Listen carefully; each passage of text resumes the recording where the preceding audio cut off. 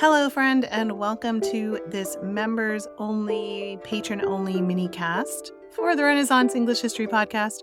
If you are listening to this, that means you are either a YouTube member or a patron, and I am so grateful to you either way. Thank you so much for being here, and thank you for your support. So today we are talking about a very controversial tutor, Sir John Perrot. He is often thought of as potentially Henry VIII's illegitimate son. He was Lord Lieutenant in Ireland. He was an incredibly controversial figure. So let us get into it. His life begins November 7th, 1528, near Pembrokeshire, and Perrot was the only son of Thomas Perrot and Mary Barclay. Despite a lineage steeped in Welsh gentry, what distinguished John early on was not just his noble birth, but the rumors of his possible royal paternity. His robust stature and fiery temperament often drew comparisons to Henry VIII, fueling speculation that he might be an illegitimate son of the monarch. This rumor has been dismissed by many modern historians, but it was rooted in observations made by contemporaries and later commentators like Sir Robert Naunton, who relied on secondhand accounts to draft their narratives. So why did people think that he could have been Henry's son? Well, there's a couple of things. Like we said, first, he had a very strong resemblance to Henry and shared temperamental characteristics. Then the idea that his mother, Mary Barclay, who was married to Thomas Perrot, she was a lady of some standing, and the theory posits that she could have had access to the royal court and, had an opportunity to have an encounter with Henry VIII. However, detailed evidence linking her directly to the king at crucial times does not exist, but just because it doesn't exist doesn't mean it's not there. It's just we can't find it, right? Then there's later court gossips. Like we said, these contemporaries and people a generation later said that it was the case. And then there's an anecdotal report from Perrot himself that he might have claimed royal descent. Apparently, he was in the Tower of London. We'll talk about that in a minute. Supposedly, in the Tower, he said that Queen Elizabeth would not suffer her brother to be offered up as a sacrifice, implying that he considered himself the Queen's half-brother. Who knows, right? But that's where the rumors come from. John Perrot was educated in St. David's, very near the rugged Welsh coastline at the cathedral school there, and he displayed early signs of a fiery personality that would both aid and complicate his later career. His education not only schooled him in the classics, but also in the rough and tumble politics of life on the border, which shaped his uncompromising character. As Perrot grew, so did his resemblance to Henry VIII, not just in appearance, but in his headstrong and sometimes volatile demeanor. These traits made him a compelling figure when he got to court and in the political landscape of Wales and Ireland. His life was a series of rises and falls, which showed his ambitious spirit and the challenges posed by his alleged royal blood. His ascendancy within the Tudor hierarchy is a tale of ambition and adaptability, reflective of the era's political machinations. He was knighted. His knighthood was bestowed during the coronation of Edward VI in February 1547, marked the beginning of his very prominent public career. This honor not only recognized his important Welsh lineage and his standing, but also his loyalty to the Tudor crown, setting a precedent for his varied roles under successive monarchs. Under Edward VI, his capabilities were quickly utilized. He was appointed the High Sheriff of Pembrokeshire in 1551, a role that placed him at the heart of local governance and justice. This position was pivotal. It allowed him to forge and reinforce key alliances while managing the crown's interests in a region known for its, shall we say, restiveness. His tenure as sheriff demonstrated his stern approach to law and order, a trait that would define his later governance in Ireland. His trajectory continued under Mary I, albeit with a little less favor due to the religious and political landscape changing. His Protestant convictions did lead to a brief imprisonment in the Fleet for harboring heretics, a charge that underlined the perilous nature of Tudor politics. However, his fortunes rebounded, he survived, and when Elizabeth I became queen, his career flourished anew.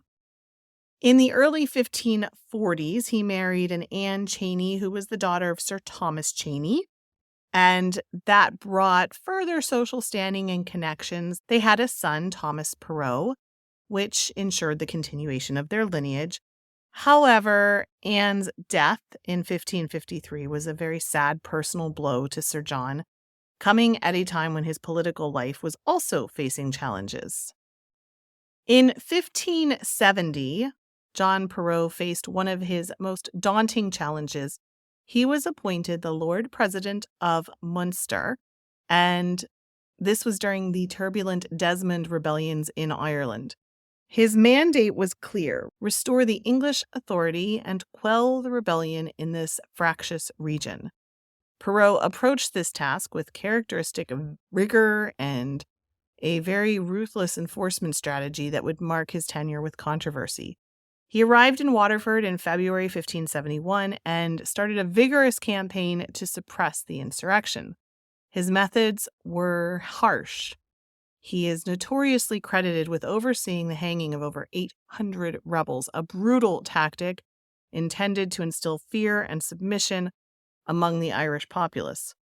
This period of his governance was marked by a stark imposition of martial law, reflecting his belief in strong-handed leadership. Despite these severe measures, though, Perrot's efforts did not yield the lasting peace he was tasked to achieve. His tenure in Munster was viewed with mixed results. Disillusioned and frustrated, he resigned in 1573. He returned to Wales. Back in his homeland, he resumed a quieter life, focusing on managing his estates and rebuilding his principal homes, among them Carew Castle. This return also saw him serving in less contentious roles. He was the Vice Admiral of the Welsh Seas, also a member of the Council of the Marshes. His career in Munster, though, exhibited a pattern that would recur throughout his life: a rise to significant power, followed by a retreat amidst controversy. His governance in Ireland left a legacy of stern rule, punctuated by moments of very intense conflict, which of course showed the challenges that were faced by the Tudor administration in Ireland. In 1584, he returned to Ireland, this time as Lord Deputy, tasked with a monumental challenge to solidify English control and further the plantation of Munster. This appointment came during a critical phase of the Tudor conquest of Ireland, where the Crown aimed to transform Irish society and governance through colonization and the establishment of English law. Perrot embarked on the plantation with determination. He parceled out lands at nominal rents from the confiscated estates of the defeated Earl of Desmond. This strategy aimed to populate these lands with English settlers, a move intended to secure and anglicize the region. However, the effort faced numerous setbacks, including legal challenges from Irish landowners and resistance from local populations. Perrot's tenure was also marked by significant military challenges. He faced continuous threats from Irish chieftains and an alliance of Scottish clans, most notably the Macleans and Macdonalds, who conducted raids into Ulster. In response, Perrot led a military campaign to suppress these incursions. He often found himself embroiled in conflicts that tested his strategic and diplomatic skills. Despite his vigorous efforts, Perrot's administration was fraught with difficulties and controversies, which ultimately led to his downfall. His tenure as Lord Deputy in Ireland ended in a dramatic fashion, marked by conspiracy and controversy. His assertive policies and abrasive personality had made him numerous enemies who eventually conspired against him. In 1591, based on alleged incriminating letters and testimonies, he was accused of treason, a charge that apparently he promised to support the Spanish claims over English territories. These allegations were likely enhanced by his own imprudent remarks about Queen Elizabeth, which included an infamous exclamation, "God's wombs, this it is to serve a base bastard pissing kitchen woman." Not really a good thing to say about Elizabeth. Such statements, whether taken out of context or not, were damning in the eyes of the court and public. Perrot was imprisoned in the Tower of London, where he stood trial before a special commission. Despite his vigorous defense and the protestations of loyalty to the Queen, the jury found him guilty. The trial not only showcased the perilous nature of Tudor politics, but also the downfall of a man who once held great power. Sentencing was delayed, perhaps due to the Queen's own hesitation. After all, there were rumors that he might be her half-brother. But Perrot died in 1592 under mysterious circumstances, with rumors suggesting that he might have been poisoned, a theory that adds a layer of intrigue to his already dramatic end.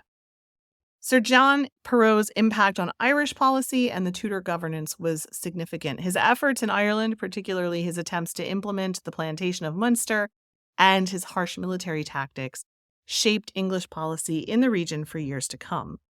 Though controversial, his actions underscored the challenges of enforcing English rule in a resistant Ireland and the complexities of colonial administration.